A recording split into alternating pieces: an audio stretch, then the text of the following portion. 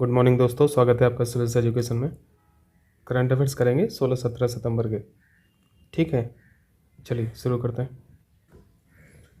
पहला टॉपिक पढ़ेंगे हम लोग G20 समिट 2023 के बारे में। देखिए, अभी तक जो न्यूज़ चल रही थी कि 2023 की जो समिट होनी है वो इंडिया में होनी है, इतना क्लियर था।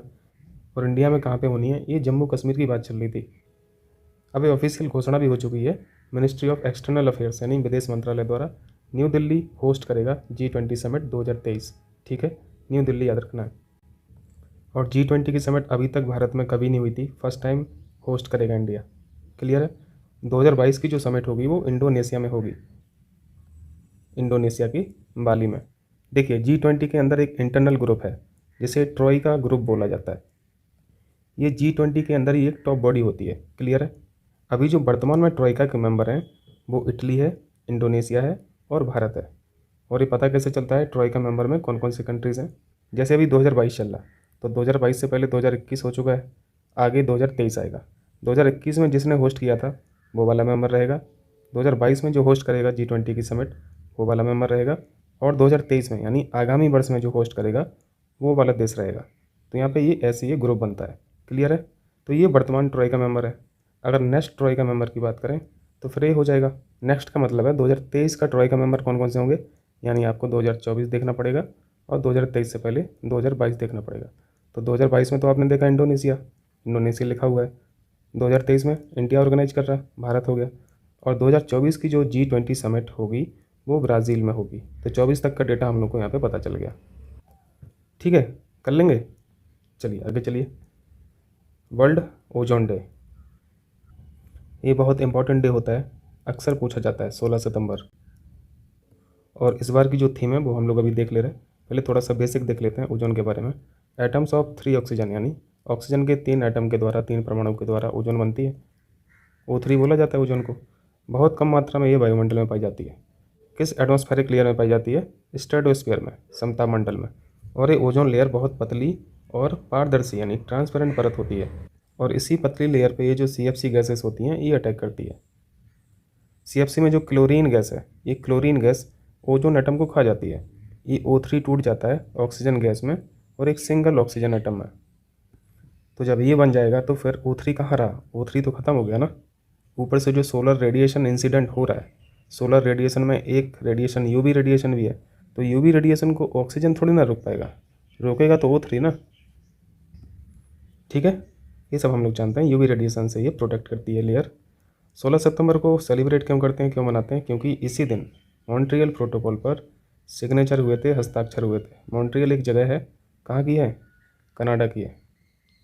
और मॉन्ट्रियल प्रोटोकॉल किसके लिए जाना जाता है, ओजोन लेयर के संरक्षण के लिए जाना जाता है। 2022 की जो थीम है ये है global cooperation protecting life on earth.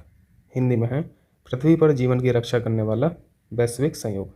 यहाँ पे थीम इंपॉर्टेंट है, डे भी इंपॉर्टेंट है। ठीक है, दोनों बातें याद रखनी है। कर लेंगे।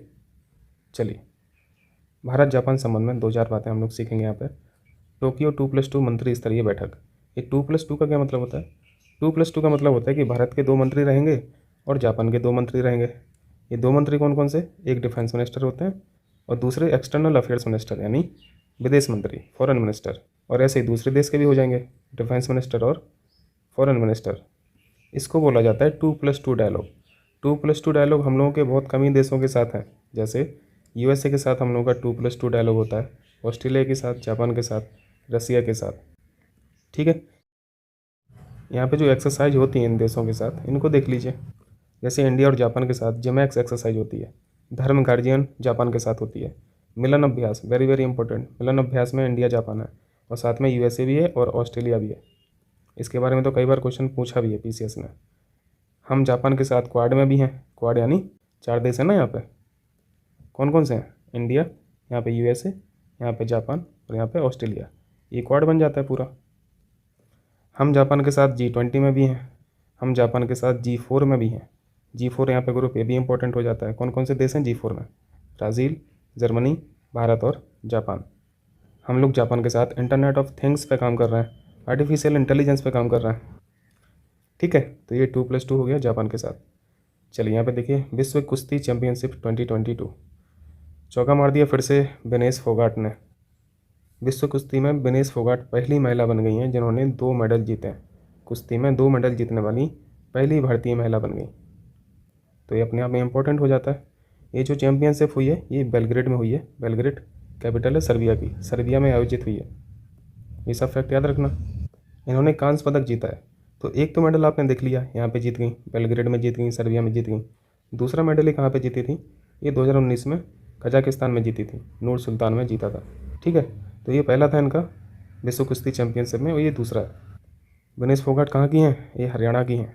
भारत के प्रसिद्ध कुश्ती परिवार से ये ताल्लुक़ रखती हैं। इनकी जो चचेरी बहन है वो भी सब इसी फील्ड से हैं। जैसे गीता फोगाट के बारे में हम लोग पढ़ते रहते हैं, बबीता कुमारी के बारे में पढ़ते रहते हैं।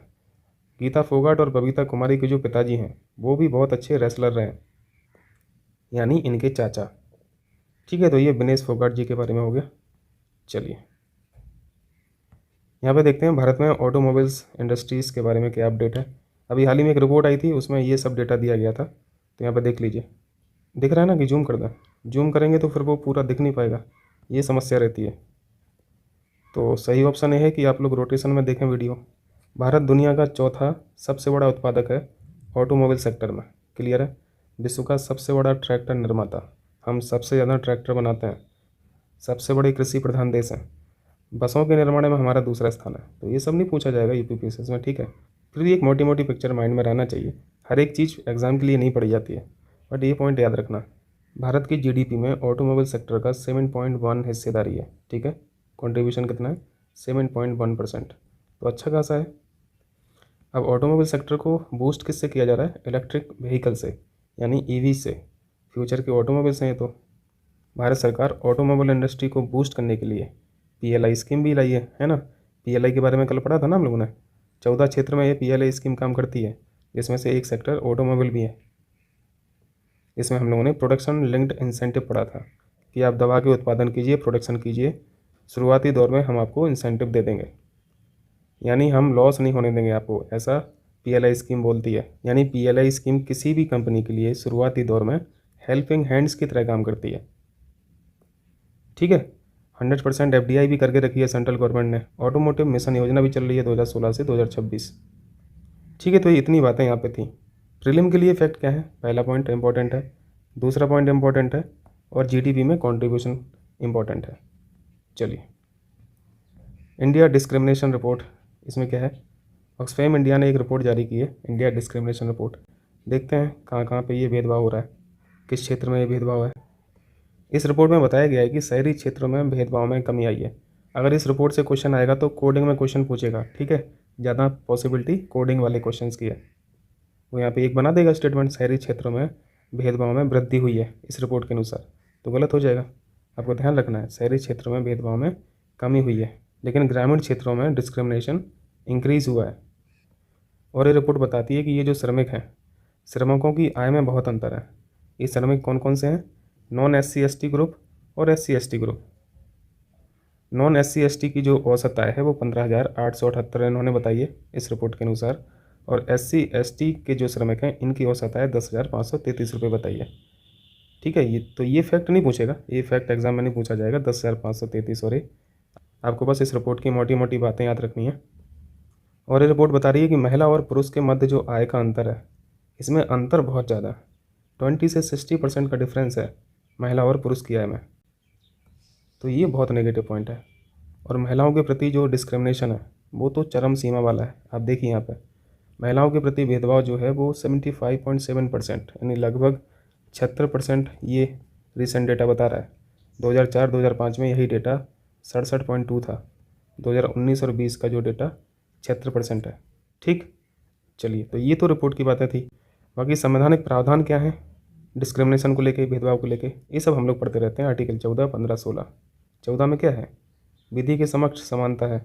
विधि के समक्ष समानता से किसी व्यक्ति को वंचित नहीं किया जाएगा, ये आर्टिकल 14 बोलता है। अब ये शब्द यहाँ पे समझने का समय नहीं है, नहीं तो हम लोग इसको अच्छे से पढ़ते। आर्टिकल 15 में क्या है? किसी भी नागरिक को जाति, धर्म, लिंग और जन्म स्थान और वंश के आधार पर भेदभाव नहीं किया जाएगा, ये आर्टिकल 15 में लिखा हुआ है। आर्टिकल 16 में रोजगार और नियुक्ति के सभी नागरिकों के लिए इक्वल अपॉर्चुनिटी प्रदान की जाएंगी, ये 16 बोलता है। ठीक है, तो ये कॉन्स्टिट्यूशनल प्रोविज़न हो गए। चलिए आइए यहाँ पे वाला लाइनर से देखिए जल्दी से। एग्रीटेक समिट 2022 कहाँ पे आयोजित की गई है? नई दिल्ली में। इम्पोर्टेंट है। एग्रीटेक, इन्वायरमेंट से रिलेटेड कोई भी चीज़ पढ़ें या फिर कृषि से संबंधित कोई चीज़ पढ़ें, उसको अपने आप में इम्पोर्टेंट मान लिया कीजिए, एग्ज़ाम में पूछे या फिर नहीं पूछे, क्योंकि इन्वायरमेंट और कृषि का वही संबंध है जो किसी शरीर की आत्मा से होता है। इस स्तर का दर्जा आप इन दोनों के संबंध को दे सकते हैं। अगला क्या है? FPO, ये क्या है? इसका फुल फॉर्म होता है फार्मर प्रोड्यूसर ऑर्गेनाइजेशन, हिंदी में बोलते हैं किसान उत्पादक संगठन। तीसरा प्रश्न है, आवश्यक दवाओं की राष्ट्रीय सूची यानी national list of essential medicine में कितनी दवाएं शामिल हैं? 384। इंपॉर्टेंट क्वेश्चन है, 384 डेटा याद रखें। चौथा है, all India official language conference कहाँ पे आयोजित की गई है? सूरत में। मैं स्टार तो यहाँ पे फालतू में मार्क करता हूँ, है ना, क्योंकि कोई भी बेकार क्वेश्चन मैं यहाँ पे डालते ही नहीं हूँ, सभी डबल स्टार वाले हैं। पांचवा प्रश्न है, SCO यानी संघाई सहयोग संगठन समिट 2022 कहाँ पे आयोजित हुई है? देखा होगा भी मोदी जी की स्पीच उज्बेकिस्तान में, उज्बेकिस्तान के समरकंद पे। अब इस पर कल आर्टिकल आएगा तो पूरा डिटेल से पढ़ेंगे SCO पे। जैसे कई बार हम लोग करंट में पढ़ चुके हैं, है ना, SCO के बारे में। 2 होमवर्क हैं आपके, पहला मेंबर कितने हैं और दूसरा उज्बेकिस्तान की कैपिटल। और तीसरा होमवर्क भी ऐड कर लीजिए, अरल सागर से क्या टच होता है उज्बेकिस्तान की बॉर्डर? बताइएगा। नेक्स्ट है शून्य अभियान, शून्य कैंपेन किससे संबंधित है? इंपॉर्टेंट क्वेश्चन है। एयर पोल्यूशन को इलेक्ट्रिक व्हीकल के माध्यम से कम करना है, यानी जोर दिया जा रहा है EVs पर। और अब तो इलेक्ट्रिक व्हीकल चार्जिंग स्टेशन भी इंस्टॉल होने लगे हैं, है ना। टाटा कर रहा है बहुत बड़े स्तर पे काम, टाटा ग्रुप की एक कंपनी है टाटा पावर काम कर रही है इस पर।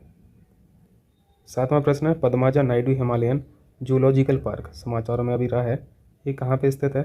कहाँ का जूलॉजिकल पार्क है? ये दार्जिलिंग में है, वेस्ट बंगाल में। अब यहाँ पे हिमालयन लिखा है ना, तो ऑप्शंस में उत्तराखंड देगा, हिमाचल प्रदेश देगा और सिक्किम भी दे देगा। नेक्स्ट है, FIFA under-17 women's world cup 2022 पहली बार इंडिया होस्ट करने जा रहा है। वीमेंस वाला है, ध्यान रखना, मेंस वाला वर्ल्ड कप जो है फीफा का अंडर-17 वाला वो हो चुका है, इंडिया होस्ट उसको एक बार कर चुका है। वीमेंस वाला इंडिया पहली बार कर रहा है 2022 का। 16 टीम इसमें भाग लेंगी और इनको 3 जगह खेला जा रहा है, मुंबई, गोवा और भुवनेश्वर। ठीक है भैया, तो ये थे आज के करंट अफेयर्स, मिलते हैं अगले दिन। बहुत बहुत शुक्रिया आप लोगों का।